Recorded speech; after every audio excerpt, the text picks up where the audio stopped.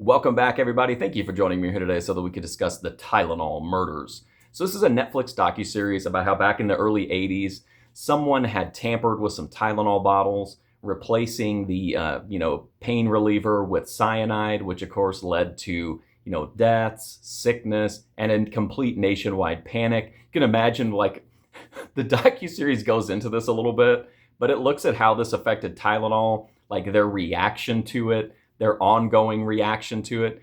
And, back in the day, like in the early 80s, there weren't tamper protections on everything like they are now. Everything wasn't sealed for your protection, or, there weren't tamper-proof lids and all that kind of stuff. So it was a really big deal that really fundamentally shifted manufacturing and packaging. That's how Tylenol, one of their biggest ways they responded to it was to put 3 different seals on the bottles. And of course, we find out later on in the docuseries that didn't even go as expected. But this docuseries takes a look at deep dives the case, presents all the available information, looks at the suspects, looks at the people involved, the investigators, again, just the reaction to it from Tylenol and other companies.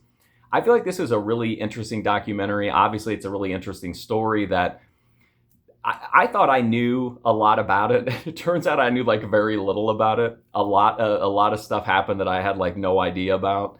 And this docuseries does a great job of kind of catching you up and giving as complete a picture as possible given the circumstances. Looking into not only the suspects, but how they relate to the Tylenol murder, but side information about people that really helps flesh out the kind of the picture of them as a person. I thought the pacing was good. I thought that technically it was really good. The editing was great. The visuals were great. I thought the interviews were good. The talking head stuff. It was interesting hearing from the investigators, obviously, getting a feel for what it was like to experience it. I think they get that across pretty well, here as also. But anyway, I like this docuseries. I thought it was really solid. I thought it was entertaining. It was informative.